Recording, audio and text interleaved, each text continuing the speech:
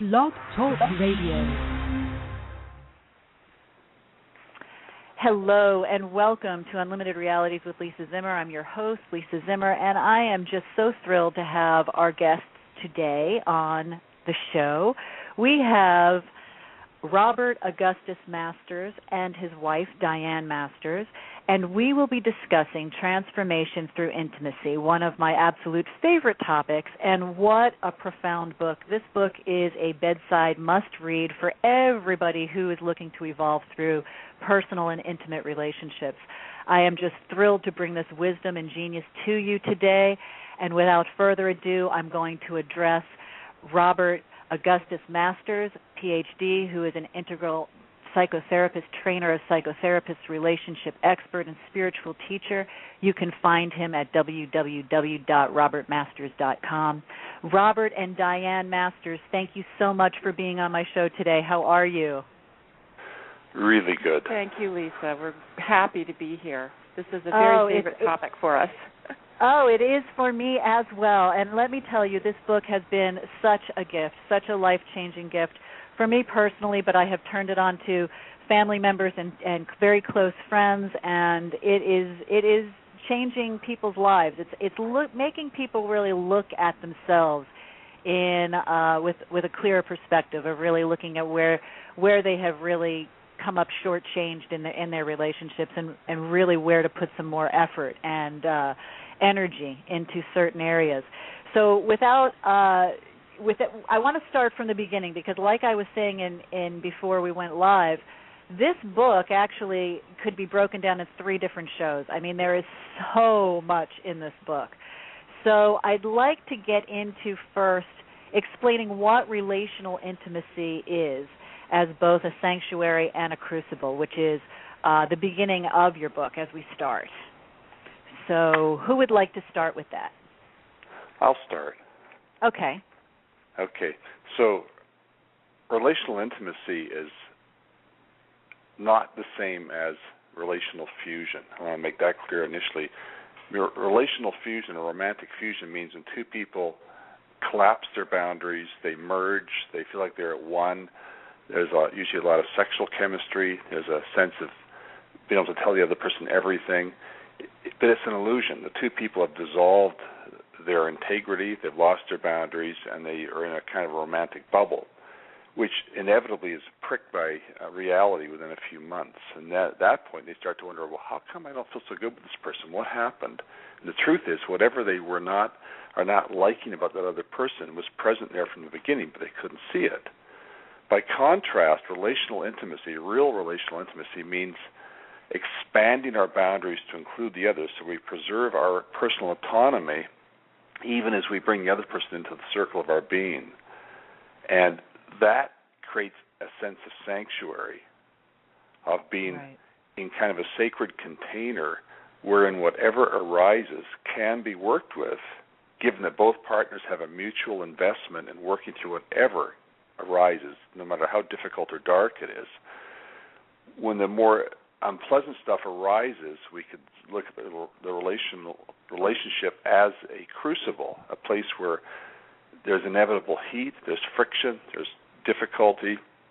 But if both partners are relatively awakened, are truly committed to each other and to their personal growth, they will use such difficult times to further their personal growth and to deepen the relationship. So I often refer to a true relationship as both a crucible and a sanctuary for healing and awakening.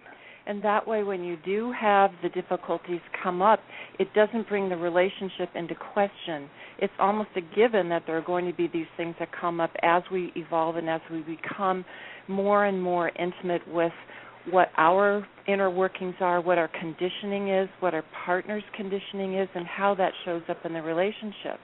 And even though it's at times unpleasant to have to deal with those things, there's also, when we do stick with that in that context, we go deeper.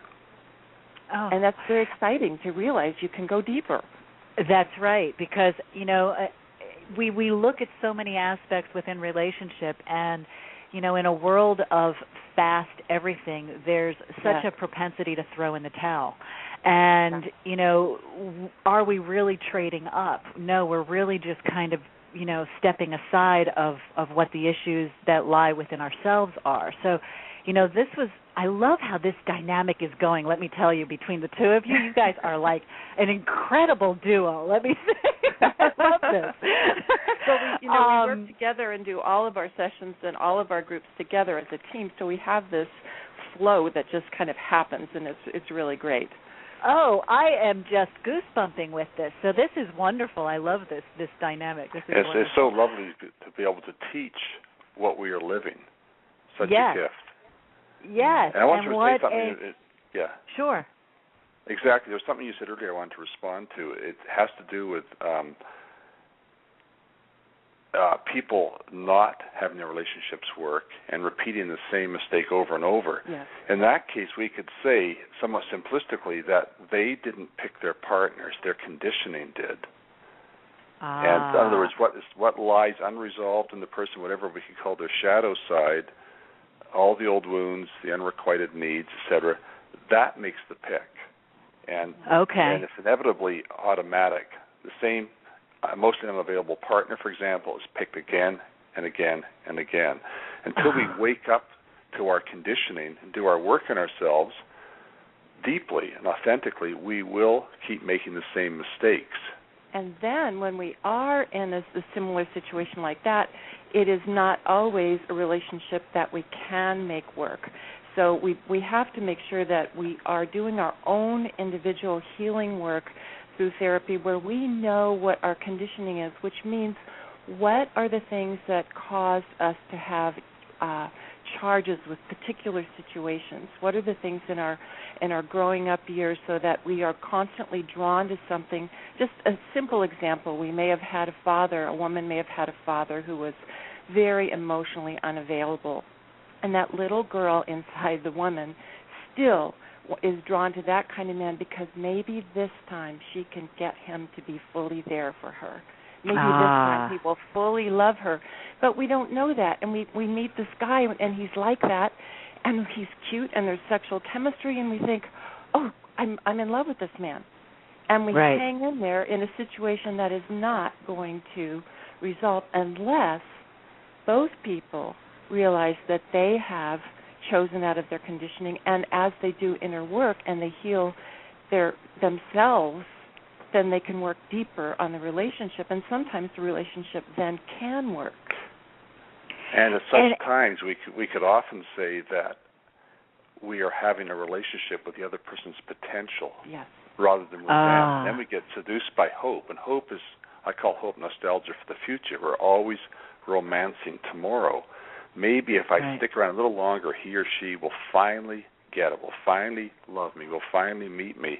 And that hope can keep us hooked into a relationship far, far past the time when it's over. Well, it can hold us hostage. Right.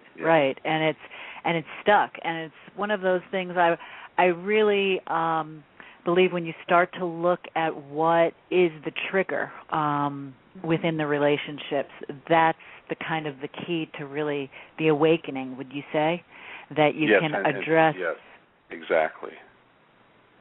And exactly. so, and to be open to the triggers, to not go, oh no, I don't want this to happen. I just want us to be happy all the time and always mellow and always positive, and say, you know what, that's not going to happen in a real relationship.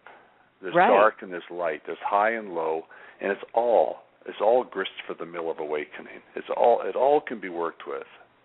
Yes. So when we get reactive with a partner, we're triggered massively. It's unpleasant, sometimes very unpleasant, but it's an opportunity to face our conditioning, to in a sense be grateful for the fact this is now in our face and we have to deal with it. Right. And it helps when you have a partner who understands the dynamics of both communication triggers and really the evolution that you can get through this, because it's it's difficult when one person is on the understanding of the work that you do and the other one is kind of completely green, and you have to kind of bring them up to par, so to speak. Yeah. Definitely. Now, can we talk a little bit about what the 4 stages of intimate relationship and what they are? Okay, those stages are an orienting map. We don't actually, when we're working with couples, label them as being in a certain stage, because in most of us, all the stages are present as states. That means temporary arisings. But the first one we call me-centered relationship, and that means both people are stuck in an egoic place. What's and in it for me? Yeah, their credo is what's in it for me, and there's very little awareness. There's a lot of reactivity, a lot of blame, a lot of shaming. It's quite unconscious, and it's quite painful. But the pain, the suffering that is implicit in such a relationship is what finally will often drive a couple to do some work on themselves or to separate. But that pain does not go away just because we can try and treat it with becoming more sexual, using certain medications, having one partner be more submissive. It's a relationship arrangement that does not work. But even the most mature couple have times of being me-centered, somewhat narcissistic. A mature couple, when that state arises, it's usually recognized as such quite quickly, looked at with compassion, and worked with. The next stage... Hold on just one second, babe. Sure. So Lisa, in an immature couple, though, that is stuck in the me-centered, very often they'll stay that way for their life, and basically the hallmark of that is lack of empathy.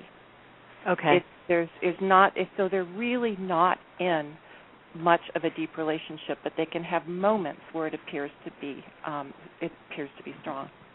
Okay, great. Okay, go ahead, babe. Okay, the next stage we call we-centered codependent. This is the classic codependent relationship where both people's neuroses kind of lock up with each other.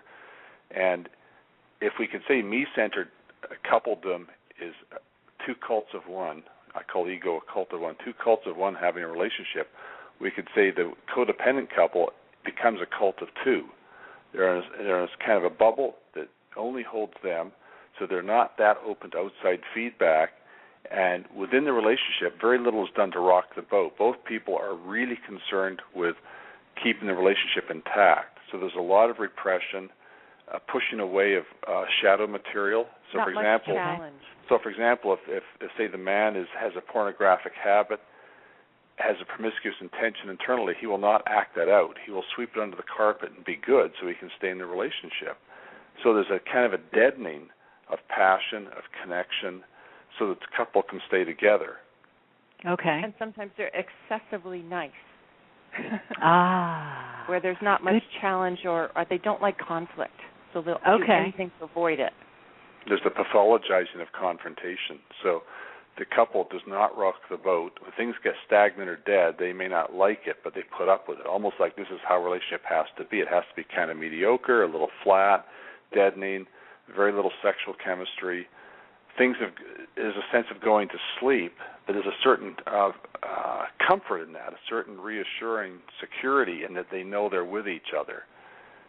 And they are thinking more about the partner than in a me-centered. They're more considerate. Yes. Yeah. Okay. And the next stage is a very interesting one. It's has kind of a long title, We-Centered Co-Independent. So in this case, both people are asserting their autonomy more. There's more of a healthy separation between them.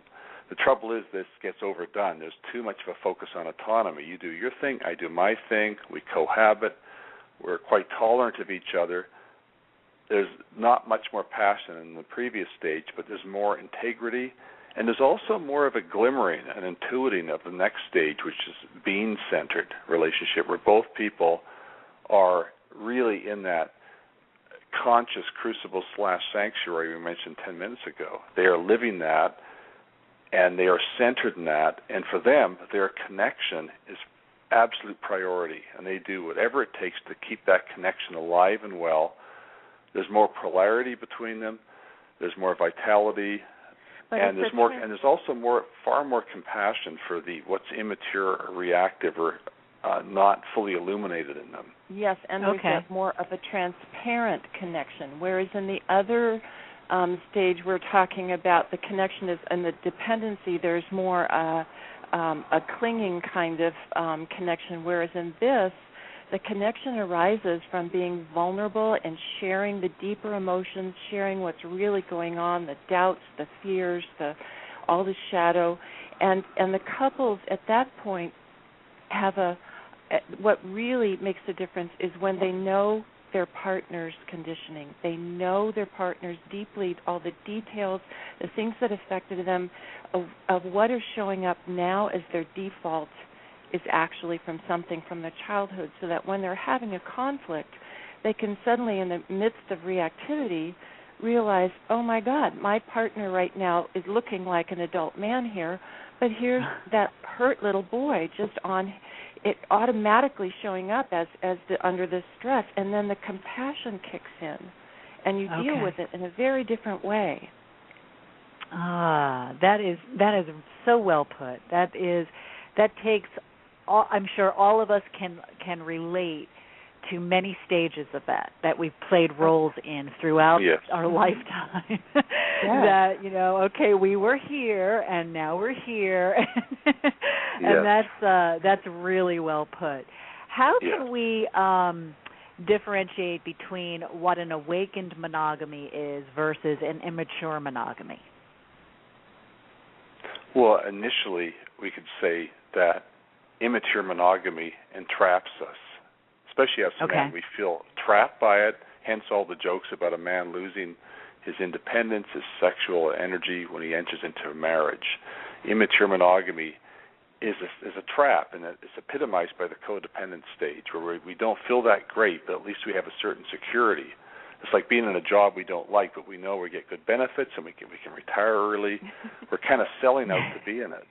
Whereas mature monogamy, what we're now calling awakened monogamy, is liberating, because in that container for two, there's immense opportunity to work on whatever is unresolved in us, and there's nothing like a truly intimate relationship to bring everything up to the surface. Amen. As compared to, say, if we're just doing solitary spiritual practice, we may never touch certain aspects of our being, whereas in a relationship, we can't hide. A good one, we cannot hide what's unhealed in us. It's there. And in the highest stage of this, here's the image. It's as if we're both casting there's a mutually compassionate eye being cast upon the neuroses of both. So the neuroses of both are not seen as a problem. They're seen as here's some stuff that's not quite compost, but with enough compassion, and sometimes there has to be fierce compassion. This does not mean we don't get angry and share some heatedness in a healthy way. There's healing. Okay. So basically, we're looking at each other, understanding that, hey, nobody's perfect. They have their stuff. I have my stuff. I have an unconditional love for them. My compassion is open. I'm looking at them through compassionate eyes, and I'm not looking at this as taking away from the fabric of the relationship. I'm looking at this to evolve through. And this is true, but what's funny, at least at the shadow side of that, of the unconditional love and everybody is imperfect, is that sometimes we don't want to hold the other person accountable, that we let them off the hook too easily, and we get so compassionate that we don't challenge. So that if we, we can coast along and then think that we're being very loving and compassionate and unconditional, but sometimes the behavior is such that you need to step in with a fierce compassion. Right. And that's something I had to learn how to do. I was more the harmony junkie, back in the me too. Right. That was my issue too. I had to learn that. I had to get really clear on communication and how to communicate my needs and feelings and to address these things. Because these are life changing, and it's sometimes I found that the other person isn't even realizing that they're pushing those triggers or those buttons or those things until the mirror is right there in front of them. Mm-hmm. That's true. A lot of times our reactivity is so automatic we just don't know it, and that's part of being in a relationship where you get to see it. See, many of us confuse unconditional love with unconditional acceptance. Yes. When we truly love another, we don't automatically accept everything they do. And then we start to shift from the ideal of unconditional love to what I would call unconditioned love that is free of our conditioning, which is Yes, there's a difference there. Yeah, I like that. What both people are working toward is to not get rid of their conditioning, because that's impossible, but to relate to it in a way where it does not have a negative impact on the relationship. Where it doesn't run it. And implicit in this is that both partners have to have an intimate link to their own anger, because without anger, we cannot protect our boundaries properly. We'll let things slide. We'll become overly tolerant to the other person's behavior. We'll make excuses for them. They're doing the best they can, et cetera, et cetera. We will not challenge them, because in a really working, genuinely intimate relationship, there is challenge. Yes. Mutual challenge. Yes. And that sometimes has to be backed up with anger. And the key here is to know how to express anger cleanly rather than to not express it at all. And not to let it mutate into aggression or hostility, sarcasm. And when a couple starts expressing contempt with the rolling of the eyes, then you're in a really difficult stage. That's very difficult to work with. Right, and that's, it's a lot of times people will, there's the anger within relationship, and then there's the repression of the anger within relationship. And so in getting closer to understanding anger within relationship, it's a very delicate balance so that it doesn't derail the entire relationship, so that you can look at it as coming to a compromise rather than one being right and one being wrong. And looking at it from that perspective. Which brings me to my next question for you. How can we look at jealousy within a relationship as a learning tool to evolve through? Well, first of all, it's important not to make jealousy wrong. Now, some jealousy is really neurotic. We are, for example, jealous of our partner giving attention to others when they're doing so is completely clean. There's nothing underhanded about it. And if we're jealous then, we know it's a massive trigger to do with our history. But there's a lot of times, too, where the jealousy is warranted, where our partner is crossing the line and may be acting like they're not. They may act as if their flirtation with someone else is innocent. They're just playing around. Just don't get worried. Don't be so possessive. When in fact they are crossing a subtle energetic line. They're leaking some sexual energy, for example, and we feel a pang of jealousy. Now, our job is not to let our jealousy become this overly dramatic, green-eyed monster. It's more to just feel the woundedness in it, the sheer hurt, and to be transparent enough to share the hurt without shaming ourselves for being jealous and not allowing our partner to shame us for the fact that we are feeling jealous or feeling really insecure. Okay. In a healthy relationship, jealousy is not looked upon as negative. In fact, in a healthy relationship, no emotion is looked upon as negative. There are negative things we do with emotions, but emotions themselves are not seen as positive or negative. But I would add that in a healthy relationship, when there is jealousy, generally that is, in a healthy relationship, there are good, clear boundaries and awareness of that. So if there is jealousy, it would be more that one would say, wow, I realized I felt this real pang of jealousy, even though there wasn't anything that was actually emanating from you in that contact that I saw you have. And what's that about? I feel a stitch in my solar plexus. I can feel an 11-year-old girl there that just got compared to other people that were developing faster. There's, you can use it as a rich resource to mine what is still left there that's unhealed. Whereas the other situation that we see happen a lot, and I will say it does tend to be more with the man's boundaries, but it's not. I won't make a general statement that that's always the case, because it's not. But many times women will say, "Well, I really have a problem with how much my husband is just staring at other women, or I can tell his energy is lusting after different women, or he wants to use porn and I don't, or he'll just say lighten up, and he'll flirt with people and he'll say it's just for fun, and he tells me I'm insecure. He tells me that I am making too much of something." And many times we'll find, no, his boundaries are really bad. He's actually being very unaware of where he's leaking his energy, and there was a subtle betrayal that is happening, and the woman intuitively is picking it up. Right. Now, how do we recognize what boundaries need to be implemented within a relationship? As you know, there's certain people that may not have the same needs of boundaries as other couples or other relationships. How can we look at ourselves and within relationship to address needed boundaries that need to be implemented? Well, everybody needs boundaries, healthy boundaries. Right. So it's a matter of, let's take one example, that which is really tender and vulnerable in us, we could call it the child in us. Okay. Needs not only to be embraced, but also protected. Just like if you're a really good parent, you love your child, you embrace your child, you also are completely there to protect your child, no matter what it takes. There's right. a sense of protecting what is sacred in us and not letting it be trashed because someone else wants to cross our boundaries and has a good rationale for doing so. So in a healthy relationship, the boundaries are present, they're clear, there's a clear sense of deal breakers in the relationship, and there's also a capacity to let the boundaries expand, to become more permeable, but it's conscious.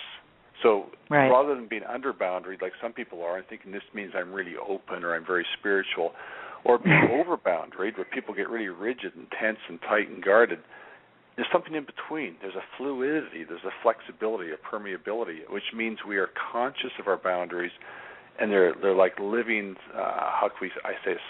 psychological membranes in us in a way, and we are in charge of it. So it's not automatically held tightly or automatically dissolved.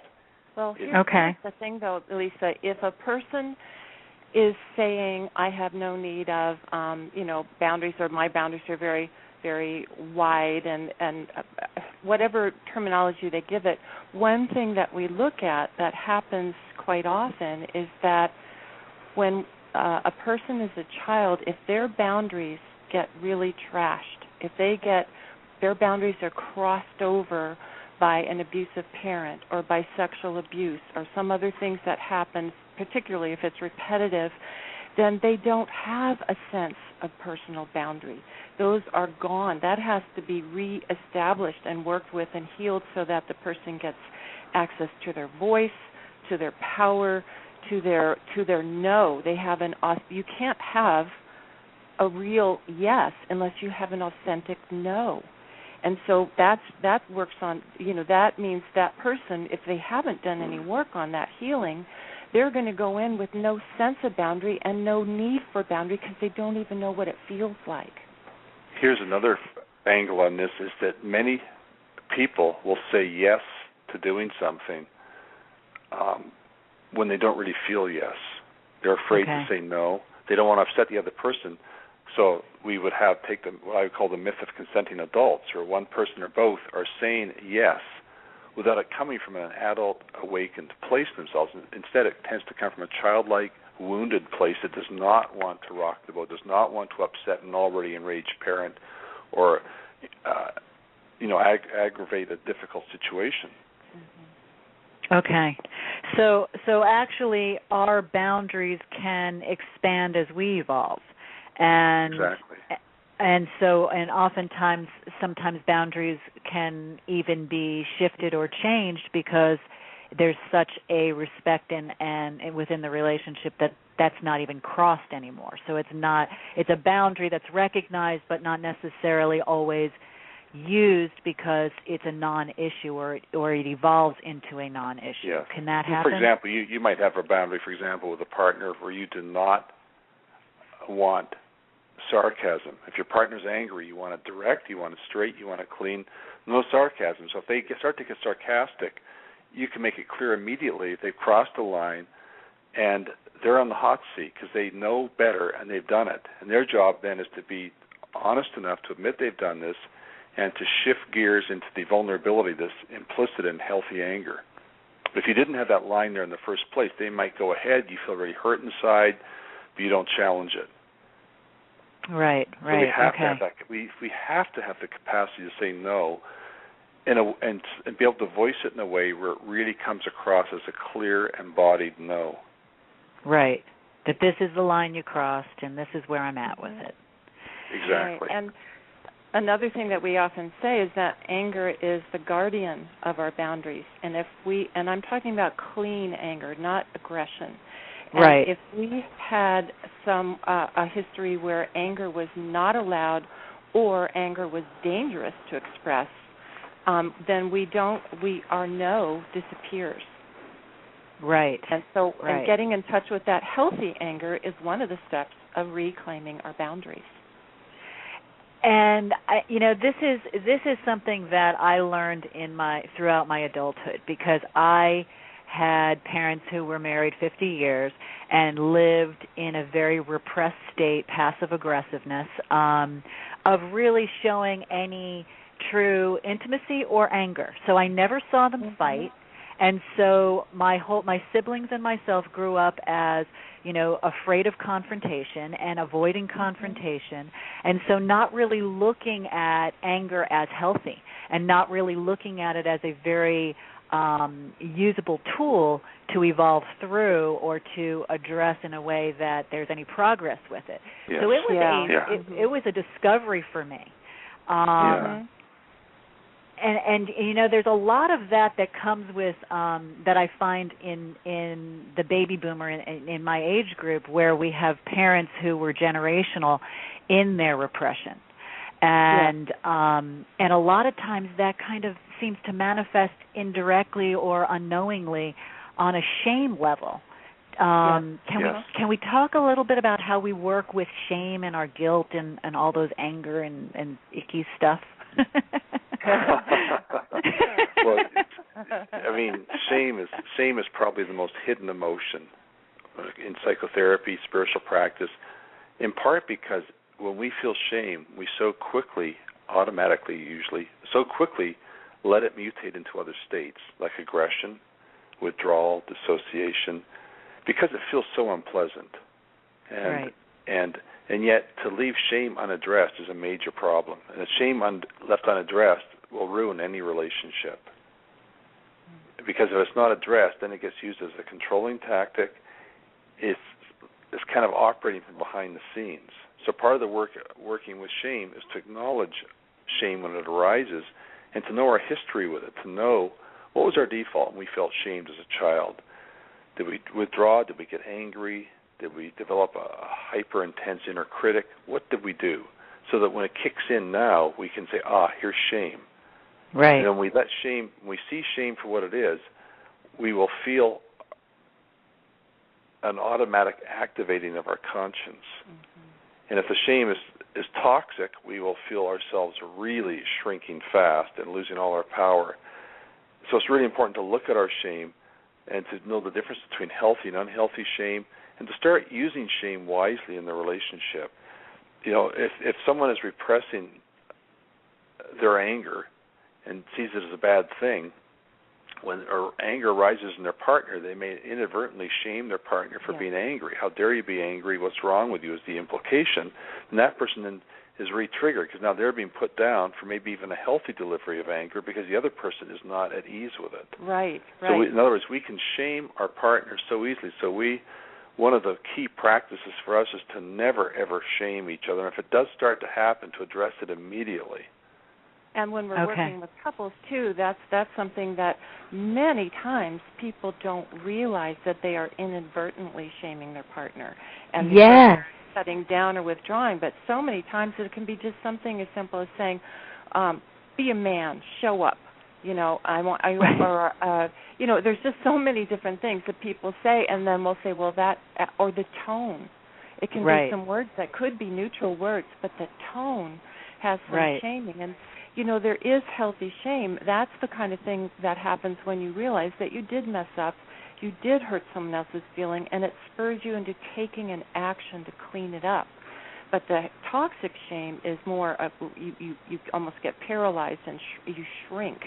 And that's if you've been shamed as a child and someone else in your partner ends up saying similar things to what was said to you when you were a child, there's an automatic reaction to that they have no clue about unless they know their history and they realize, again, it's people waking up to and being very present in what they're saying and why they are So let's circle back to the beginning. I think it's an important point to make here, which is what's really essential here is to become intimate with all that we are. Not just intimate with our partner, but intimate with our anger, our shame. If I'm intimate with my shame, it means I know it very well. I know its history. I know its triggers. I know its signs. I know what my defaults are for dealing with it. I know it really well. Right. And I make sure, and my partner does too. Now, can shame contribute to power plays that exist within relationships? Yes. Sometimes? Okay. Oh, yeah. Sure. If I'm shaming you and you're letting me get away with it, I have power over you because my basic message to you is that you're defective, you're messed up. Right. And once if you accept that, it's like listening to our inner critic uncritically. Once we accept that type of put down, we're diminished. We've lost power when we've let our boundaries be crossed. Whereas if I'm shaming you, I'm not being clean, your job is to step in and stop me immediately, make a fuss about it. Or if I'm shaming myself by letting my inner critic run roughshod over me, my job is to stop being a passive child in the face of that ugly parental authority. My job is to see it for what it is, name it, and relate to it. And that's one of the key things here is to relate to the inner critic, relate to our shame. So we have a little bit of space from it. Because in real intimacy, we're very close to the other or to a certain state, but we're also a little separate from it, just separate enough to keep it in focus. So right. Healthy intimacy is like a dance of separation and connection. We're really connected. We're so close, but we're also have enough distance to witness what's going on, to relate to it. Now, and this applies to. Go ahead. Oh no, go ahead. Finish your thought. Yeah, I was going to say this applies to relationships between people. Also applies to the different qualities that constitute us, how we deal with them. And if we relate to them, we have a little bit of separation. So if your inner critic is very strong, very harsh, perfectionist, all of that, when you relate to it, it loses some of its power. You take back some of the power you've projected onto it, and you start to grow up in the face of it. What he means when he says if you relate to your inner critic is that generally people identify with the inner critic's voice. So when you're hearing yourself say in your mind saying, oh my God, I am so stupid, I am such a loser, I will never get this right, I always do this wrong, that if you are identifying with it, you are believing that is your conscience, that's your higher self telling yourself that. Whereas if you relate to it and say, oh, that's that same old toxic tape. It comes back every time. It's predictable. It's always to take me down, and it's a voice from my past. It might even be the voice of a toxic parent or a teacher that we had, and that is not the truth. Right. Okay. And so we have to separate out from it. So does shame is it derived from conditioning, from like our models, our parents, our teachers? Does it come from those who kind of were in authority or in parental guidance over us? Is that where shame tends to come from mostly? Mostly, because there's certain standards and values in any culture, in any family, and when we don't align ourselves with that, there's usually some shaming, whether it's healthy or unhealthy. Right. And it's a basic emotion. I mean, you can see shame in a very young child. You can see shame in a dog. I mean, it's an innate emotion. And its basic purpose is to interrupt what we're doing when we're going in a direction that may not be that good for us. Or we know we've crossed the line. That's healthy shame. We know we've done that. Our conscience is activated, and we make amends. But unfortunately, shame is usually handled so badly that it becomes toxic, or it mutates into guilt. When we feel guilty, we're really stuck, because at least in shame, there's a sense of being exposed, we're vulnerable, we feel awful. In guilt, we're so busy beating ourselves up for what we've done that we just keep doing the same thing over and over and over. I often say that guilt is frozen shame. Ah, okay, so in addressing the shame and being able to name it, we're better apt to recognize it when it shows up. Is that correct? Yes. Okay. Yes.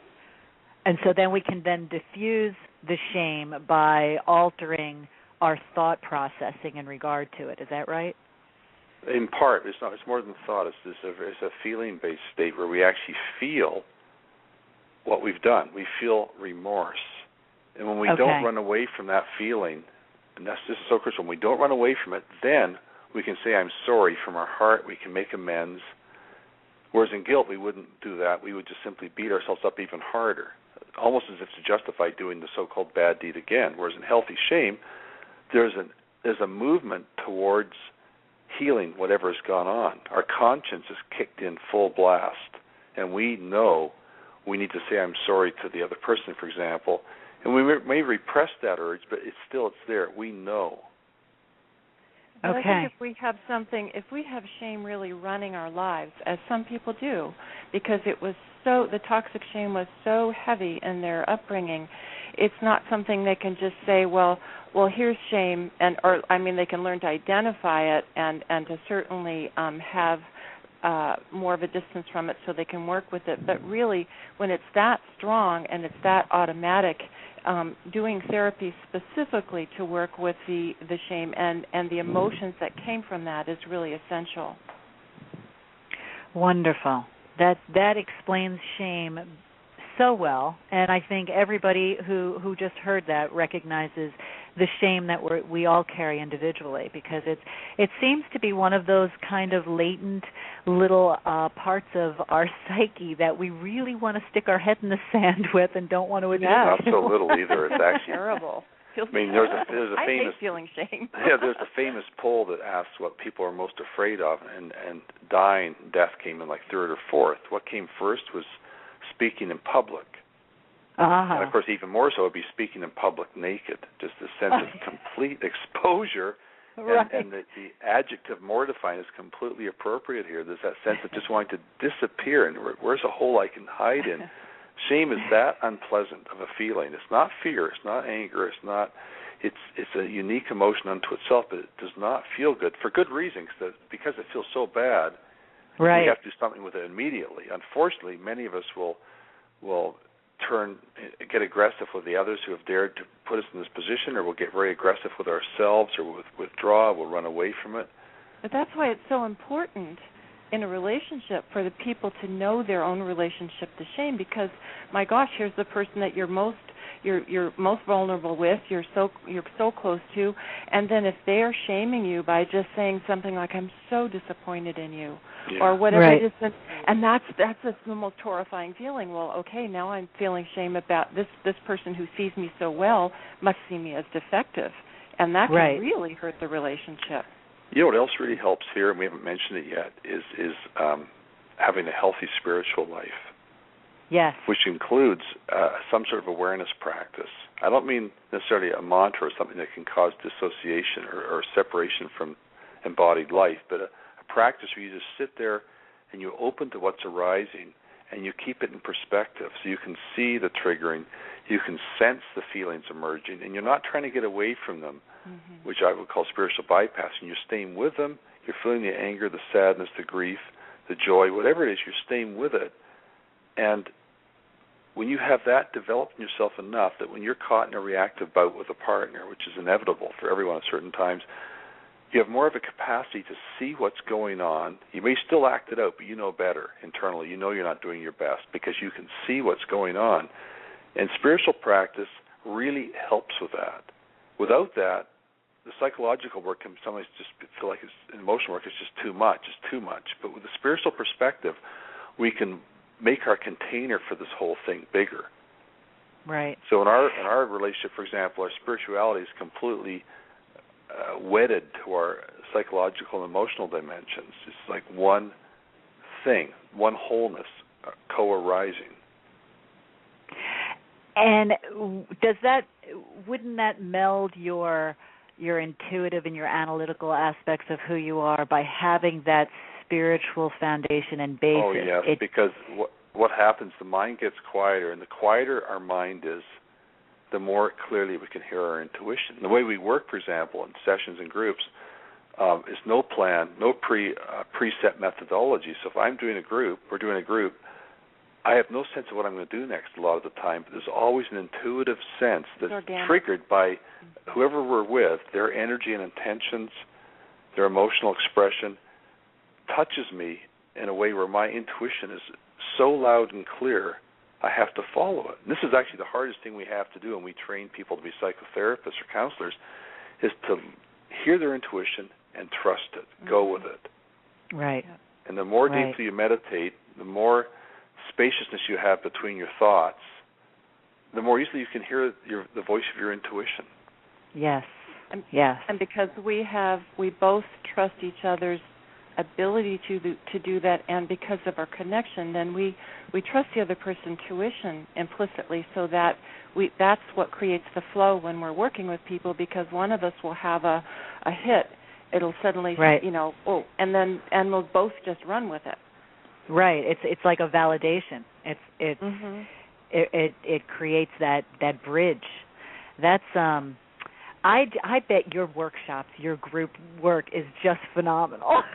It is pretty dynamic. I bet you guys are just an incredible team together. I can just visualize that. You know what's fascinating too is that we've felt very, very close early on, and we keep getting closer.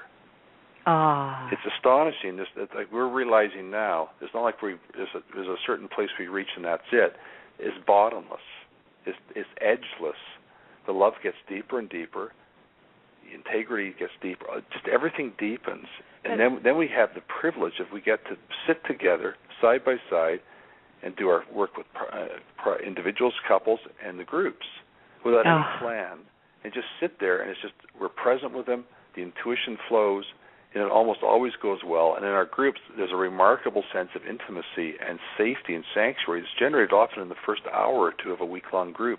Once someone's done some deep work, the whole group's involved because we involve everyone in the work, and we do small groups so everyone gets lots of attention, small number of participants. There's this sense of sanctuary. It's a bit like our relationship. There's a sanctuary. There's a lot of deep, painful work that happens, but there's almost always breakthroughs that are very liberating and inspiring, that are based on not getting away from the painful stuff, but by going into it and through it, which is basically one of our core teachings, is to turn toward what's painful or difficult or shadowy and skillfully go toward it with our attention and awareness until we emerge from having gone through it. Wow. And that's second nature to us, but a lot of people haven't considered working themselves that way. So when they come across it, it's like, oh my God, this feels so natural.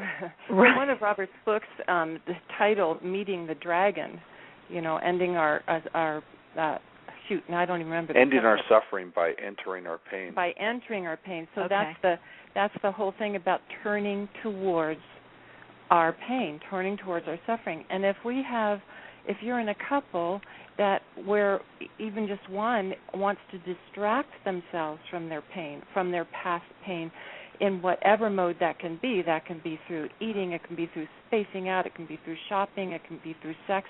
There's so many different ways we distract ourselves from our pain, but when a couple is willing to both do that individually and to do that together, then that allows such ground and such safety that you can go deeper, and that's why we call it awakened monogamy. And you can imagine what it takes to put into the relationship with one person to do that.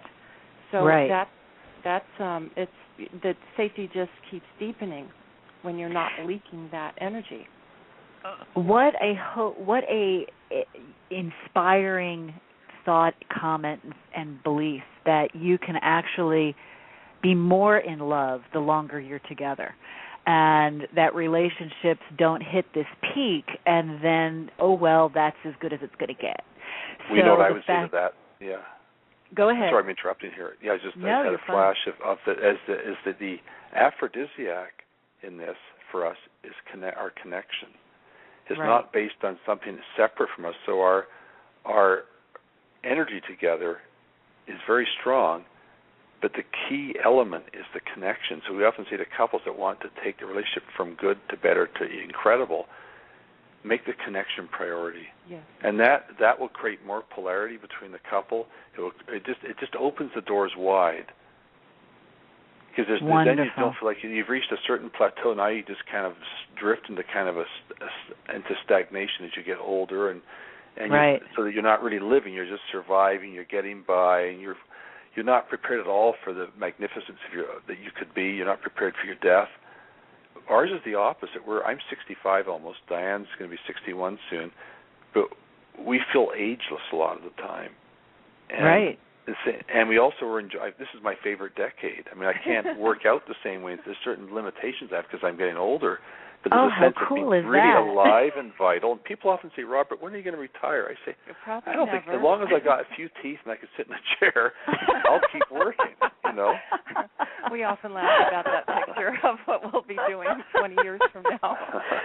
Well, you know, but I do want to say, go ahead, I was Diane. Just say, when he said when we tell couples that to make the connection priority, that doesn't just mean spending time doing special dates and making sure they have enough times during the week to make love. It's way more than that. It's about to make the connection deeper. That means both people have to delve deep within themselves to know themselves, their conditioning, their defaults, and to be vulnerable and transparent and to share that with the other person. So if someone's getting numb and they find themselves distancing, instead of just shutting down, they say, I notice I'm feeling numb, or my heart feels closed, or I feel really shut down. That immediately creates the connection by doing that. Right. So it's much more than just lightweight stuff. It's being willing to go into the nitty-gritty with each other, really. Right, and also being very conscious of where you are in the moment, because oftentimes there may be a partner having a rough day and they come home and they're just kind of in their own little, cocoon, kind of mulling through the day and processing it, and the partner thinks something's wrong with us. So to be able to verbalize, hey, it's not you, it's the rough day I had, it has nothing to do with us. It can be a very powerful, easy, simple tool and statement to use, Yeah, absolutely. And the other partner, if they're one who's shutting down is not tuned into it, the other one can say, I notice that you're very quiet. Is it something that you're upset with me, or is there something else going on? What are you feeling is a really important thing, and that leads to also emotional literacy is very important for each person to learn about their emotions so that they can tell the other one how they're feeling. Yes, Robert, thank you for bringing that in. I was going to ask that question about emotional literacy. Yes. Go ahead. In fact, Robert just finished a book for Sounds True that's called Emotional Intimacy, and he covers the whole realm. I think he writes about 18 different emotions, but it's so important for people, especially you can't just, if someone says, how are you feeling, what are you feeling, and they say, I don't know, it's generally not true. At least they're feeling numb. At least there's something. And if we can't express that, how deep can we go? See, we never had an emotional literacy 101 in our educational programs, but emotional literacy is crucial. Now, most women have more of that available to them than men, but men can learn it just as deeply as women can, and it means basically knowing what you're feeling when you're feeling it, being able to express emotions cleanly, knowing our history with it, and knowing where we're coming from when we say something to another person in relationship, not just saying it as though this is just me speaking, what's wrong with you? It's more like, where am I coming from? What's my intention? It's so crucial to have enough capacity for self-reflection to know where are we coming from when we speak and when we share. And if we're coming from an earlier wounded place in us, we need to acknowledge that, however embarrassing it may be to our ego. Yes, and the compassion and sensitivity with our words and the diplomacy to use words that don't hurt but heal. I think that is, so important. And, there's so much emphasis upon my truth and speaking my truth and all of this that there's kind of a little bit of a detour there when people speak their truth. They're not always considering the other person's reaction or reception to what's being said. So, that compassion. Here's an extreme of it I just thought of. Many years ago, I did a large group. I had a number of people assisting me. At one point, I heard someone scream. It was a woman had slapped one of the men who was assisting me hard across the face. I walked over to her. I said, what happened? She said, well, Robert, you said we need to express our emotions. There's an extreme of, okay. Not that way. Not that way, And here's another thing, too. Sometimes people say things that appear to be that they're honest. that they're expressing their truth, they're expressing their honesty to their partner, when actually we will look and say, okay, what was the motivation for expressing that? Because sometimes it's just in the guise of being honest, it's something quite hurtful. Cruel. Yes, excellent point. Yes, excellent point. That's very true.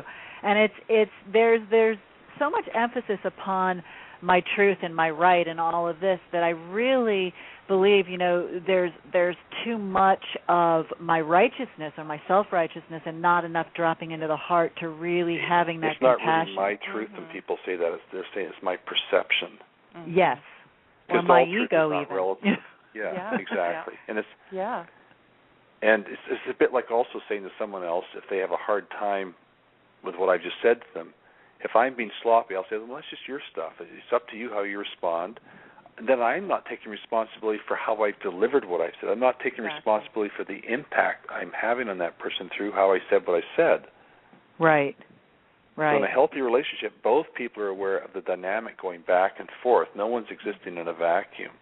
And I do want to say, Lisa, even when a couple is in a being-centered relationship and they have matured to a certain point and they are more awakened to all these different things we've been talking about, that doesn't mean that there aren't times where they are in states of me-centered or codependent, where when they're, especially if they're tired or really stressed. I mean, I know that there will be a time where we can read it really well now, and I'll say, right now we're both really exhausted, and we need to be especially mindful, or we could get into a really silly argument about something where we're just snapping at each other. We've learned to kind of even anticipate things that could trigger behavior that is not helpful or constructive at all.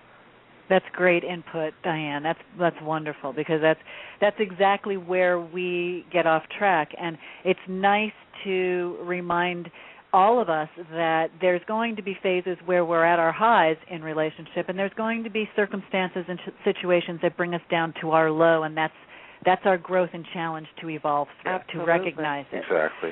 Mm-hmm. And that's wonderful. This has been, I have to say, such a phenomenal show for me to do, and I thank you from the bottom of my soul that both of you were here today. Such wisdom, such genius. This is so powerful. I really hope that we can do another show sometime. It sounds like we'll need to. There's so much more to talk about. I have a load of questions and pages here I didn't even address. Yeah. So I will definitely be in touch. This is an absolute favorite of mine here. But we have about 4 minutes. So can we give the audience just a few off the top of your head, some basic guidelines in regard to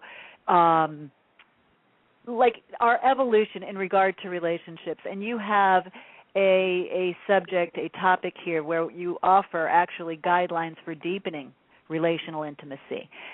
Off the top of your head, what would you say to our listeners to bring them mindful in their relationship? One thing I would say, and this applies to relationship in the broadest, deepest sense, is turn toward your pain. You don't have to move toward it fast or get overheated by it or blown away by it, but turn toward it, noticing the tendency you might have to get away from it. Turn toward the difficult. Second thing I'd say is practice getting closer to all that you are. Start with your emotions. Get more intimate with them. Whatever that takes, start the process and be patient with it. It's a slow process. It's very growthful, and it's incredibly rewarding. Wonderful. I think I would add that in that process, consider doing some kind of therapy that involves the emotions and hopefully the body too, so that you can find out, be curious, find out what makes you up, and share that with your partner. Yes, this has been, you two are such an incredible dynamic couple, and what a gift you are to all of us for relationships, not only in living your truth and you're modeling it, but to teach and to guide all of us as we we all strive to have more of an evolved and deepening in our relationships. This has been such a joy for me today, such a highlight. Thank you so much, Lisa. This has been so much fun. Thank you. You too. I love you guys. I do. I feel such a kindred soul connection with you both. So I just want to thank you. To be continued. Yes, to be continued. Yes, thank you. I love that. Okay. I love that very much. Many blessings. Listeners, please tune in to Dianne and Robert Masters at www.robertmasters.com. And thank you for listening. God bless all of you. May you have a blessed week. Thank you again, Dianne and Robert. You are awesome. Wonderful.